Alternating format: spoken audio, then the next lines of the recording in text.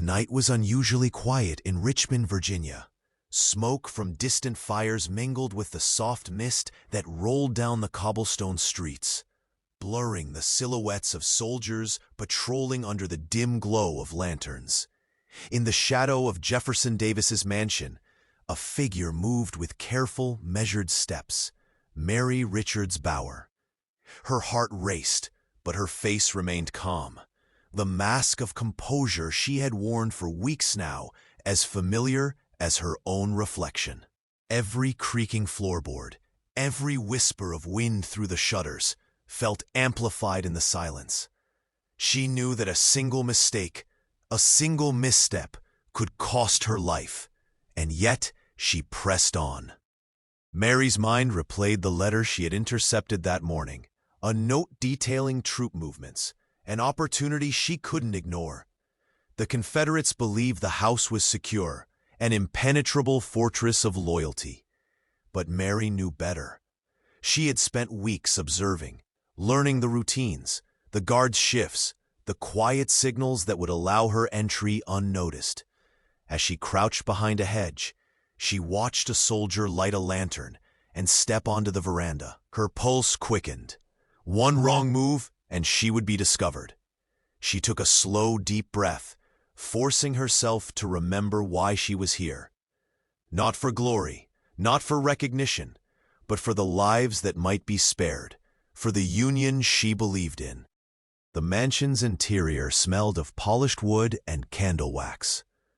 Mary moved silently, her boots whispering against the floorboards. Portraits of Confederate leaders stared down from the walls, their painted eyes almost alive in the flickering lamplight. She paused, listening to the muted conversation of officers in the next room, their words a muffled puzzle she couldn't yet piece together. Mary pulled a small notebook from her coat, the pages filled with observations, sketches, and coded notes. Every line represented hours of careful attention, moments when the world seemed to shrink to the quiet hum of her own thoughts. She scribbled down the positions of the guards, the timing of their rounds, and the patterns she had memorized, details that would be invaluable to the Union. A sudden sound, a floorboard groaning under unseen weight, made her freeze. Her breath hitched. Somewhere nearby, a door creaked. She pressed herself against the shadow of a heavy drapery, counting the seconds, each one stretching like an eternity. Then, the noise passed. She exhaled slowly, reminding herself that fear was a tool, not an enemy. At last, Mary found what she had come for, a bundle of letters carelessly left on a mahogany desk. She knelt, her hands trembling slightly, and examined the documents.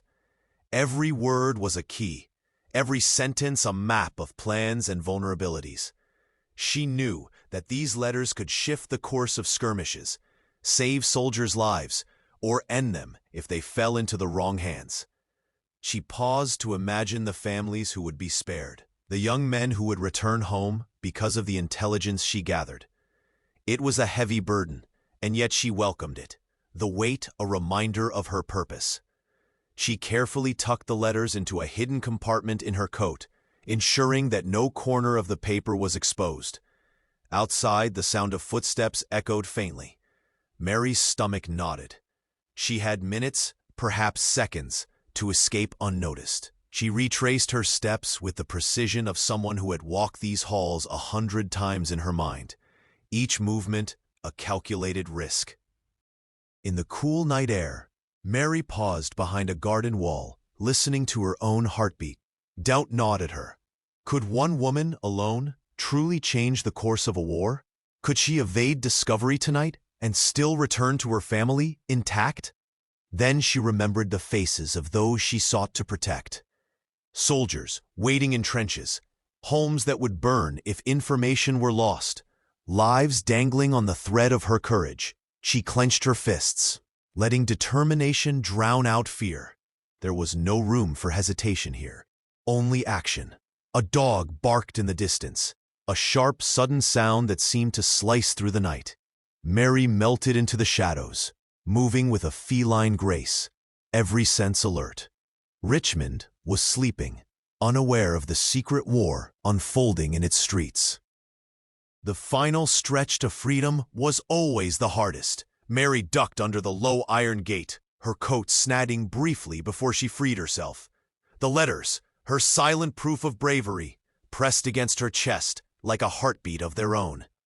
A lantern swung across the street, held by a patrolling soldier.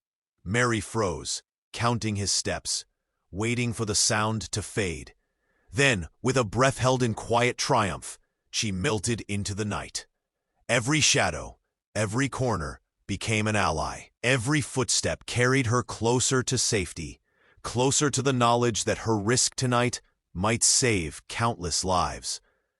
As she vanished into the misty streets of Richmond, the mansion loomed behind her, a silent guardian of secrets and lies, unaware that one of its most daring intruders had slipped through its defenses.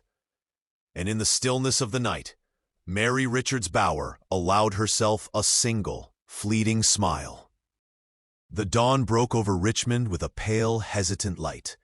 Mary Richards Bauer crouched in a narrow alley, her coat damp with dew, the letters hidden safely beneath layers of fabric. The city was awakening slowly, unaware that its streets had been traversed by a shadow, a single woman carrying secrets that could tip the scales of war. Mary's mind raced. Every step she had taken inside Jefferson Davis's mansion replayed in vivid detail. The officers' hushed conversations, the subtle shift of guards, the faint sigh of candle flames. Each memory was a thread she had pulled from a dangerous web, threads she now held in her trembling hands. She paused, listening to the clatter of early market carts and the distant chatter of soldiers. For a moment, doubt crept in again. What if the letters had been noticed missing? What if someone had followed her? The war did not forgive mistakes, and Richmond was full of eyes, always watching. But Mary had trained herself for this. She breathed deeply, letting courage replace fear. One woman could change things, she reminded herself, if she moved carefully, if she stayed vigilant. By midday, Mary reached the small, nondescript house where she had arranged to meet a Union contact. Thomas, a wiry man with eyes as sharp as a hawk, greeted her in the dimly lit parlor. He didn't speak immediately. Instead, he took the letters from her hands, scanning the pages with a furrowed brow. These are invaluable," he said finally, his voice low and urgent. "They detail troop movements, supply lines, even plans for the next week's engagements. You've done more than anyone dared dream." Mary felt a shiver of both relief and apprehension. Praise was dangerous. Attention could be deadly. "It's only the beginning," she murmured. "We have to act quickly. Every hour counts." Thomas nodded. "We'll move tonight, but you must disappear. Richmond will not forget someone who walked through Davis's house in the dead of night." Mary's heart tightened. She had expected danger, but the reminder hit harder than she imagined. Her life, so ordinary until a few months ago, had been transformed into a perilous game of shadows and deception. That evening, as the sun dipped behind the rooftops, Mary returned to the quiet streets, now heavy with the scent of smoke and the distant echoes of cannon fire. Every shadow seemed to hold a secret, every flicker of light a potential threat. A familiar figure emerged from the darkness, one of the mansion's guards, or so she thought. He hesitated, then smiled, a slow, knowing curl of the lips. Mary froze. Had she been seen? Recognized? The pulse in her temples thundered, but the man only handed her a small folded note and vanished before she could respond. With trembling hands, she unfolded it. "You are not as invisible as you believe. Watch your back. A friend." The message was simple, yet it carried a weight of warning. Mary realized that the game had changed. She was no longer only a spy. She was now a target, a moving threat in a city riddled with secrets, lies, and vigilant eyes. Nightfall brought both opportunity and peril.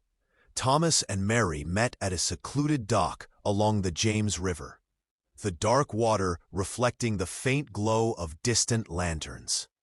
Together, they transferred the letters onto a small, inconspicuous boat, ready to be sent upriver to Union forces. Mary's hands shook, not from the cold, but from the tension. Every ripple in the water, every distant sound of footsteps on the pier was a potential threat. She whispered a silent prayer, not to God, but to fortune, to luck, to anything that might keep her alive. The letters were loaded. The boat drifted into the river, carried by the current and the hope that knowledge, carefully gathered and delivered, could save countless lives. Mary watched until it was nothing more than a shadow, swallowed by the night. Returning to the empty streets, Mary felt both triumph and dread. She had succeeded, but at what cost? Richmond, for all its grandeur and defiance, was still a city under siege. A city where one misstep could mean capture, imprisonment, or worse. Her thoughts wandered to the soldiers she had never met, to the families who would benefit from her bravery. She understood now that courage was not always celebrated with parades or medals.